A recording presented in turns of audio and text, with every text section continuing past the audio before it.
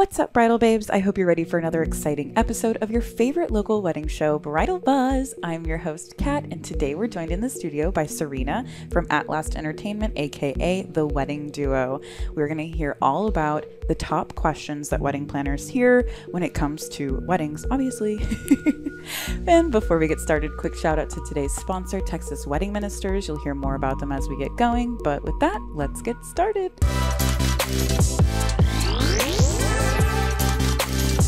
Okay, well, thank you again, Serena, for being here. I really appreciate it. Yeah. I'm super excited to be back. Yes, welcome back. You've been in here a couple of times before. So, Bridal Babes, if you want to go hear more from Serena, go back and check out their other videos. But tell us a little bit about you again, just a little intro of who you are, your role in weddings, etc. You got it. So I'm Serena. I'm the owner of, half the owner, my husband as well, of At Last Entertainment and Events, where we provide local wedding planning and DJ services for the San Antonio area.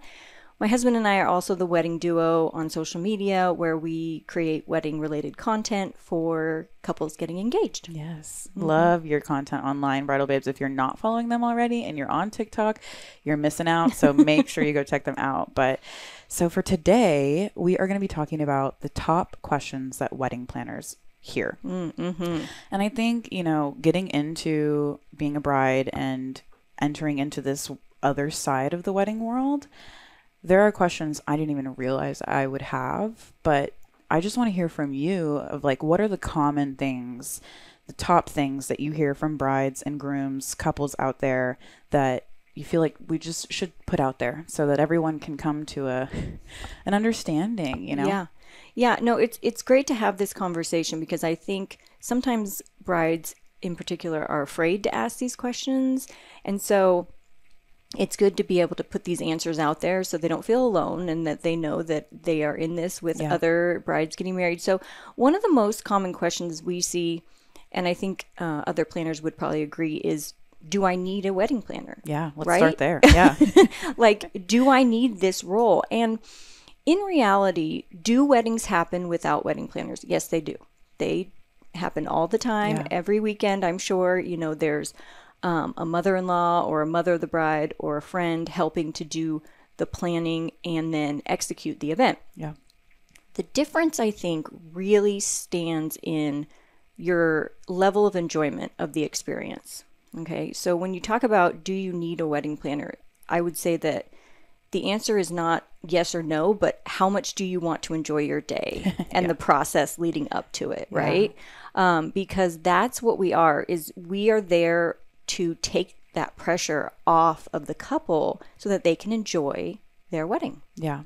It's like the level of want to have is, for me, very, very high. Right. You don't need anything except for food and water and, shelter in this life. But a wedding planner comes forth on that list. Yes. It's yes. For me to be able to just be hands off, not be concerned, especially about those little details at the end. I love being involved in the designing part. I love just aesthetics and party planning in general. I love, but I don't want to be dealing with the timeline of things, the details of things. So I'm very grateful to be able to have a wedding planner. But I think a lot of people stop at, oh my gosh, I'm going to have to pay thousands of dollars for this. And, I want to be able to pick my own colors and pick my own flowers. And there's different levels of planning, right? So for me, that's one of my top questions is, what are the different levels of planning that we can get? Yeah. And so that is a great piece to kind of differentiate here. There's definitely a difference between, full-on wedding planning, like when the wedding planner comes in right as you book and helps to hold your hand through the entire process, and then hiring a coordinator who comes in maybe 4 to 6 weeks before the wedding date and does the logistic pieces like creating a timeline. They're part of a walkthrough, rehearsal, and then, of course, day of coverage for your event. There's a huge spectrum, and it's going to depend on the planner, what they offer. So you'll really want to make sure that you look into the packages that fit for your for your event and what you're wanting. Now, the other thing is when brides often say exactly what you said about I still want to pick my colors. I still want to pick my vendors. That happens even with full-scale wedding planning. Yeah. There's rarely a time when, as a wedding planner, I'm making those decisions for the couple. I'm just helping to facilitate my recommendations and what I've seen that works really well. Right. Okay. So what else in between full service and, I know there's day of coordination, there's 6 week out coordination. Is there anything, what are those in between levels? Sure. So I know there's a lot of planners too that offer like a wedding management package that happens about like 3 months. So they come in when kind of, I like to say, like the rubber hits the road, right? Like when all those final decisions need to be made. And that's more of like wedding management. And then you mentioned a term that in wedding planning world is a little bit controversial, day of coordination, right? It doesn't really exist in our world. And I get why people talk about that as if, you know, I just need someone there on the day of the wedding to help run the event. But you have to think about how challenging it would be for someone to just parachute into your wedding, not knowing who the players are or, you know, the parts that are important to you, and then run the event. So even day of coordination, like for myself, starts at 6 weeks out because I really need to be able to know who my vendors are, create that timeline. It just makes for a better experience overall. Yeah, it's like showing up to exam day without having even read a textbook about the subject. Yeah. Which, you know, if that's, I don't want to throw any shame or shade to anybody, but like, yeah, I think that's a pretty fair comparison. Is just like 6 weeks out, you need to start studying. Yeah. You need to start getting, you know, diving into who the players are, where you're going to be, the logistics of all of that, because every venue is different, every couple is different, every wedding is different. So true. Yeah. And I think too, sometimes planners will offer a day of coordination, but it does actually include that correspondence. They'll just have that term, right? Because it's such a widely used term. So again, it kind of falls back on look into exactly what is included with what you're looking for. Right. You know, because it may include that timeline creation and rehearsal and all those pieces that you want. Yeah. So we've covered, do we need a planner? What different types of planning are there? What would kind of come next in the natural timeline of questions? So the question that I get a lot, especially on TikTok, is what am I forgetting? Like, especially as it gets closer to the event. Like, I'll get brides that are a couple weeks out and they're like, I feel like I'm forgetting something. Like I'm missing something. Yes. So what are the most common, they want to know, like, what I've seen forgotten. And what I often tell them is, you know, the more organized you can be coming up to that point, and of course this doesn't help them if they're already there, but that will help you feel better that you have all your ducks in a row. But also there's checklists available for brides, templates available out there for kind of your last minute check the block for your ceremony pieces, for your reception, all of that.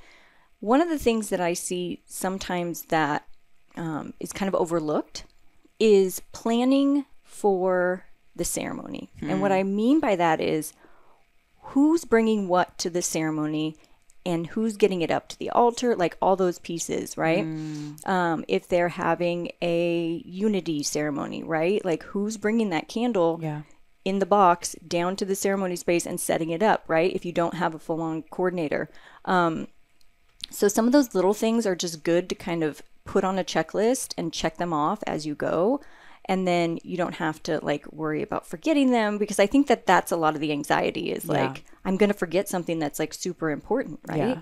Which hopefully, if you're doing a unity ceremony, we don't forget the candles. Right. I did see a TikTok of a bride that was like supposed to wear an overskirt at her ceremony and she forgot to put it on. Yes, and so like I've seen literally stopped the ceremony, had them bring the overskirt. She was like, this is only going to happen once. I'm going to put the overskirt on right now. And she probably invested a lot of money and wanted those pictures. And I totally get it, right? Yeah. So it happens no matter how much you plan too. So I think it's something to remind everybody out there of like, if something doesn't go the way you planned it on your day of, you gotta just like brush it off, laugh it off.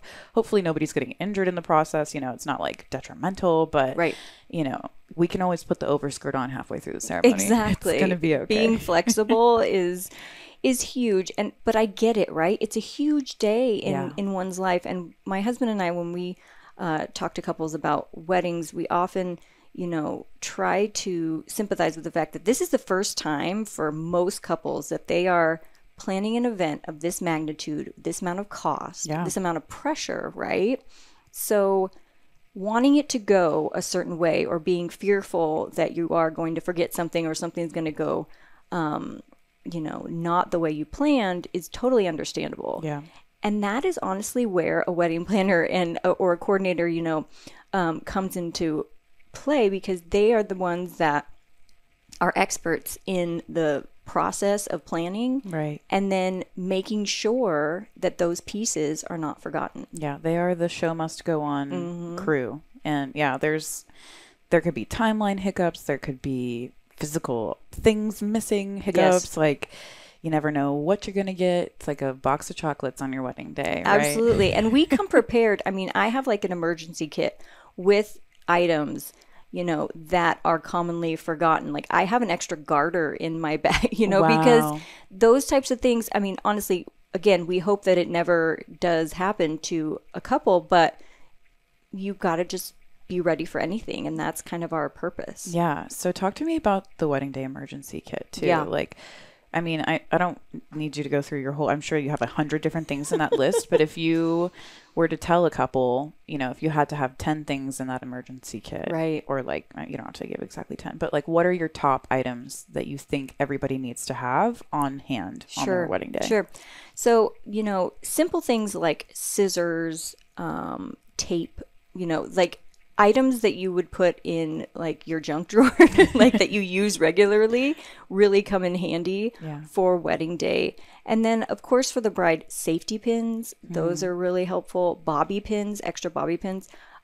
There's other things that are really useful, like garment tape. You know, if for some reason there's a little bit of a wardrobe malfunction on wedding day, you can have that tape that helps to kind of adhere the pieces, right? And then anything you keep in like your toiletry bag, you know, you want to make sure you're bringing mints and deodorant, like all those pieces, because it's a long day. Yeah. And sometimes you need to freshen up, and it really is helpful to have those things on hand. Like the last thing you want to forget is deodorant on your wedding day. Seriously. Even if it's cold, I feel like just like nervous sweating is like a very real thing. I mean, for me at least, I don't know. And there's this little trick that I'll tell you. So if you put like Vaseline on your pressure points and then spray perfume, it's supposedly going to help keep that scent longer. So just a little bit of, not a ton, right? But just a little bit of Vaseline on the pressure points, like on your wrists and your neck. And then when you spray the perfume, it helps kind of absorb the scent. Oh, that's a very good fun fact. Yeah. Yeah, you don't want to put like a glob and have like a glossy spot on your hand, but... Sorry, I shook your hand. I'm greasy, right? Oh my gosh, yeah. It's petroleum jelly everywhere. Yeah.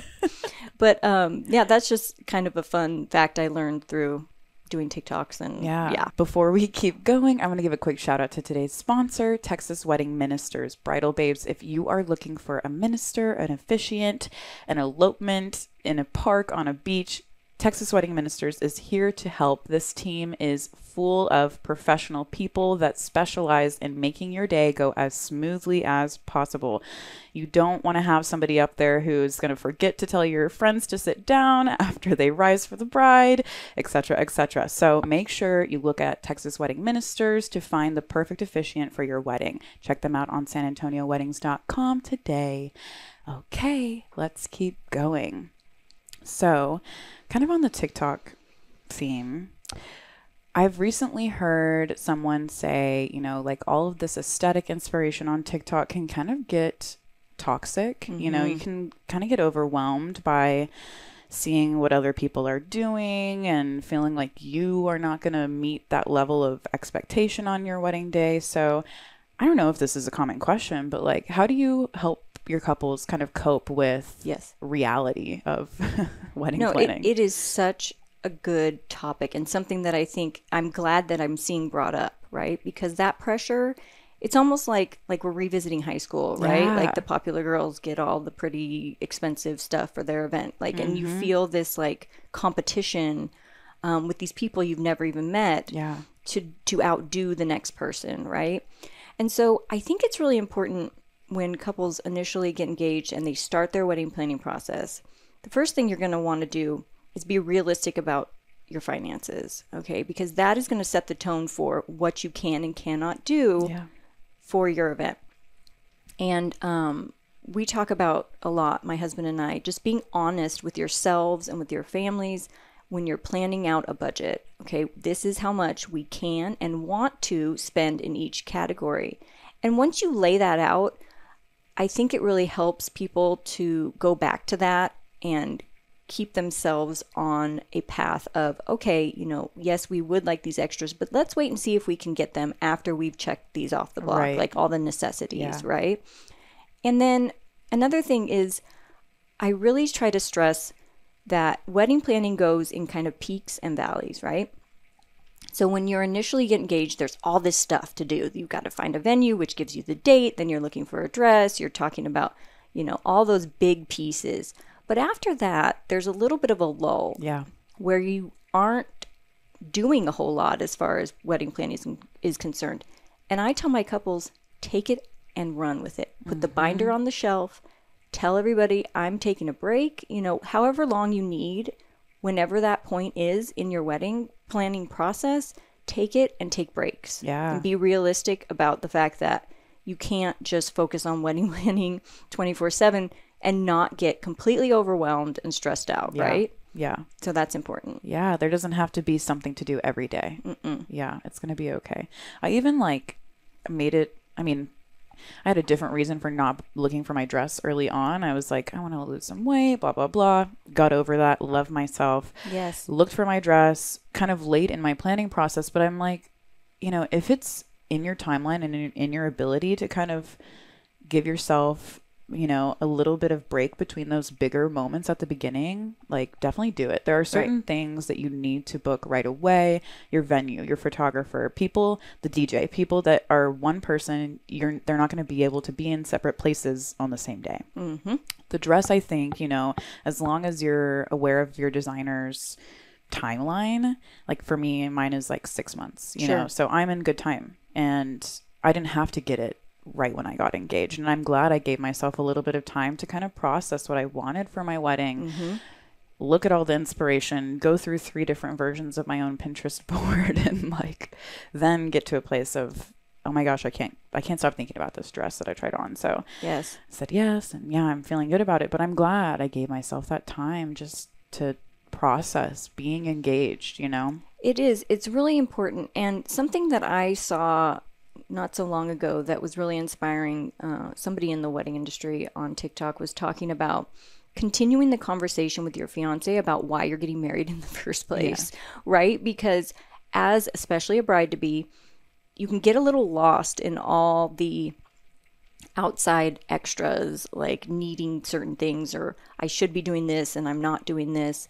But kind of always taking some time to come back to the focus of what your wedding is, and that is the union of you and your partner, right? And that if you are there on that day, even if it rains, you know, people don't show, whatever, something happens that you think may be catastrophic, right? You are there with that person that you love, and you're going to say those words in front of, you know, whoever, and could be 5 people, could be 500. Yes. Yes, exactly. And you'll be married. Exactly. At the end of the day, you'll be married. It's important. It's important to just kind of come back to that at certain points and make that the priority too. So I kind of want to know if there are any off the cuff questions, like kind of out there things that you were saying like brides would feel maybe uncomfortable asking, but they do, or they need to, like it needs to be addressed. Well,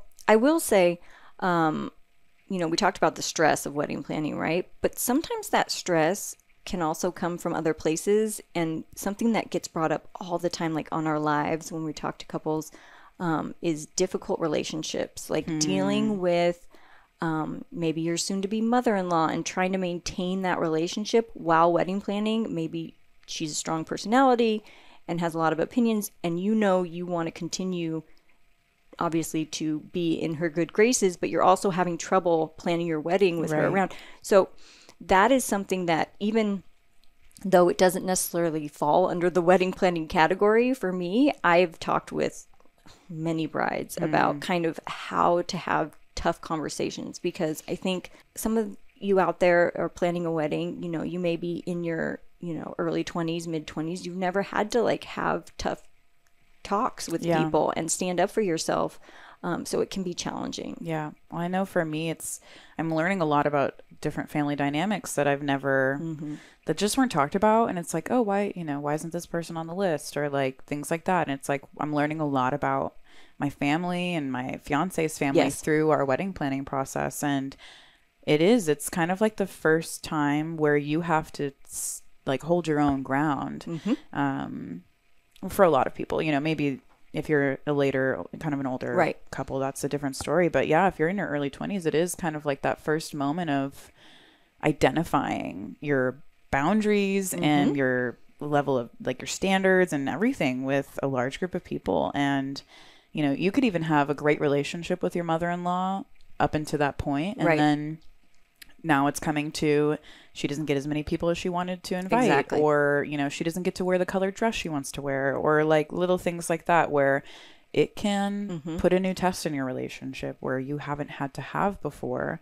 And I mean, at least having a wedding planner, you have a support system that is kind of like third party outside of your family, to where you don't have to be like, oh my gosh, like not talking bad, but just like venting about your own family to your own family. So that, I don't know if that's your role, but well, but I mean, I think it comes along with, for example, brides will ask, how do I tastefully put on my invitations that kids are not allowed? And that kind of falls in that category, right? Yeah. Like, because they're getting all this pressure from the families to invite all the kids, and they're like, but we can't afford, and we don't want the kids at our wedding, right? And so they will ask me, how do I create this verbiage that's not going to sound harsh, So some of those things I can definitely help with, and definitely I think falls in the role of your wedding planner, for sure. And like plus ones and all of that. All of it. So much complicated conversation. Yeah, so that's kind of what I meant by like helping guide them on the etiquette and maybe how to have these conversations, so that it doesn't, create more drama, more issues, for the couple. We do like to say a lot of times too, it is good if you're having some tension, whether it be between your maid of honor or a parent, or, try to have those conversations, try to hash it out before the wedding, right? Because the last thing you want is for things to come to a head on the wedding day. the last day that needs to happen on, for real. And speaking of bridal party, what would be your advice to someone who's kind of like asking, how do I give my bridal party responsibilities? What responsibilities do I give them? Right. And this comes up quite often too, so it's a great question. I think it really depends on the dynamics that you have with your friends or your family, like whether it be your sister or a cousin or your best friend. I'm seeing a lot of couples or brides lately have multiple like maids of honor, or a matron of honor and a maid of honor, or not have any titles, right? To kind of help not have issues with who's doing what and someone's helping more than someone else, or, so I think it's important to just know the dynamics of your friend group and to think that through before you just have these maybe unrealistic expectations of what everybody's going to be doing in the wedding party, right? Yeah. And so I guess picking a maid of honor, I've heard people say like, don't pick your best friend who's not going to be on top of it, blah, blah, blah. But I think if you take that approach of like, just, if your maid of honor is the person you love the most, that you want by your side, and you have other people in your bridal party that could help where she might fall short, like, don't compromise your relationship with that person just because they're not, the most organized type A personality. That's such a good way to describe it, honestly, because it's nice to have more than one person fill that role, because it can be a lot. Like, let's say, for example, your maid of honor is, newly graduated and has a baby or something, like has other things or going on maybe she's in their not life. graduated yet. Yeah, or she's going, through school, and you probably have a lot of other friends who'd be willing to fill in for that role or do those things with you. And a lot of times I'll recommend too, have, a friend group party to put together your favors, invite everybody over, have your wine, and make it fun, make it exciting. Yeah. And a way to kind of get together before the big day. Nice. And kind of running to the other side of the altar, what's a typical question that you might get from a groom or, the other party on this? Yeah. So we have a surprising amount of grooms, that follow us and ask questions. And it's, I hate to say that it's like this stigma of like the grooms, just show up, right? But there is. Yeah. And so I think it's good to put out there that they do want and can be as involved in these decisions, right? So a lot of times the grooms are given tasks that are very specific, whether that be, you get to pick the DJ and pick the music or help with that. But a lot of times they'll ask how they can help, just they feel maybe a little lost in the whole planning process and like, what should they be doing to help? Maybe they see their fiance stressed out and they want to know where they can be useful, right? And what I always tell couples in this kind of situation is just ask and keep your communication open throughout the process, right? And give your opinion. If you like something, let it be known. If you would rather not, you also get a say. You're half of this union, right?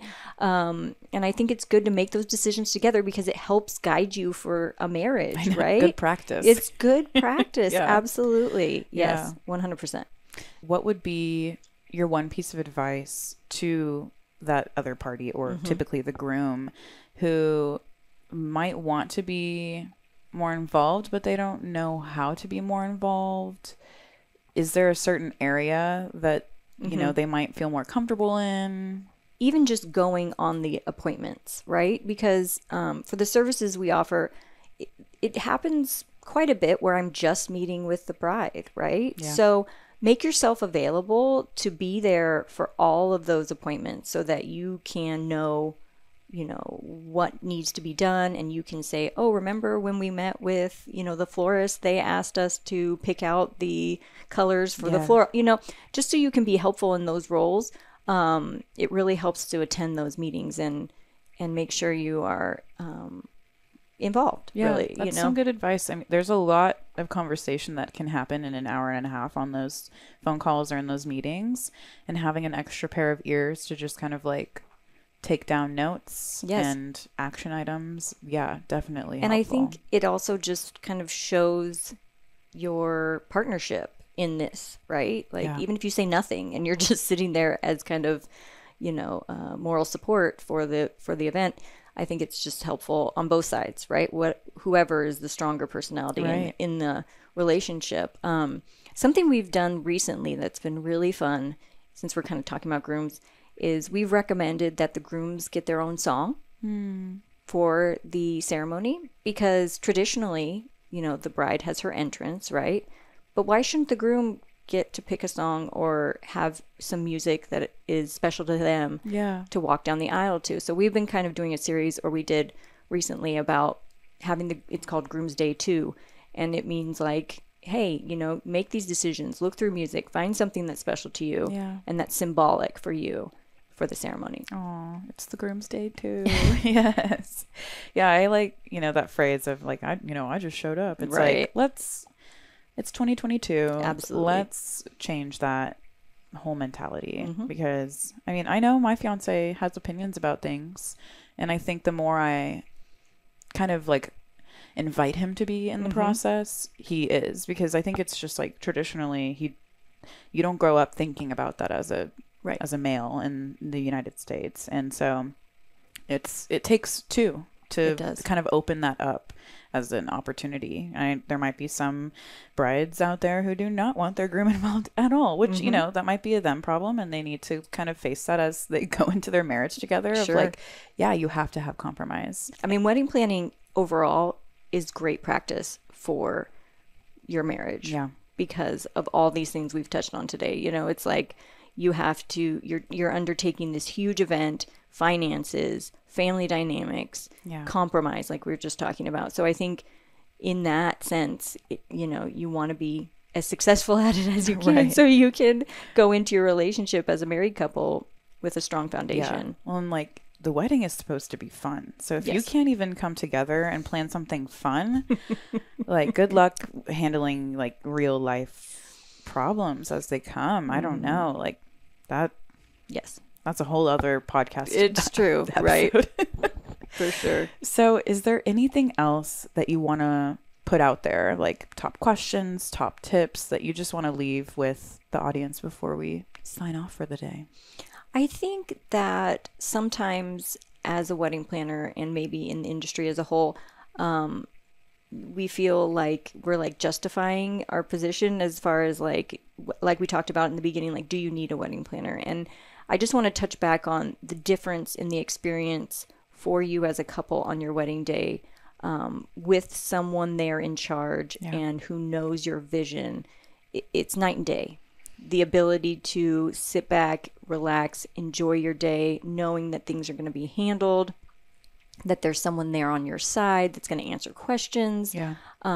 It's just a huge difference. And again, there's varying degrees of wedding planning. You can start at the beginning or have someone come in a little bit later, but just that piece of, you know, Dominic and I, my husband, like to say we keep our couples in the bubble of bliss, right? And that is where we want them to stay for their day, right? And that's what the wedding planner is there for. I love it. I feel like we should do a whole episode about the bubble. Things to do to not burst the bubble. Right. You know, there's a lot. So yeah, that could be a whole episode for sure. Oh, I love it. Thank you so much, Serena, for coming in today. And if our bridal babes want to find you and the Wedding Duo online, what's the best way to do that? Sure. So our local business, At Last Entertainment and Events, is on Instagram. atlасtent.com is our website. But we're also the Wedding Duo on TikTok and Instagram. We have our own podcast, which is the Wedding Duo podcast.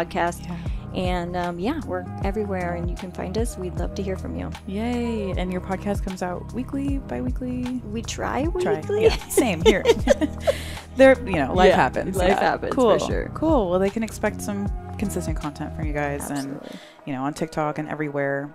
So thank you again so much for coming. And we look forward to having you again soon. Let's do it. Bridal babes, don't forget the buzz doesn't have to stop here. We are everywhere online. You can find us on your favorite social media platform, and you can find new Bridal Buzz episodes every week. So make sure you stay tuned for the next one, and make sure you also check out today's sponsor, Texas Wedding Ministers, on SanAntonioWeddings.com and At Last Entertainment. They're also on SanAntonioWeddings.com. So with that, Serena, thank you, and let's just wave to this camera and say bye. Bye-bye. See you next time.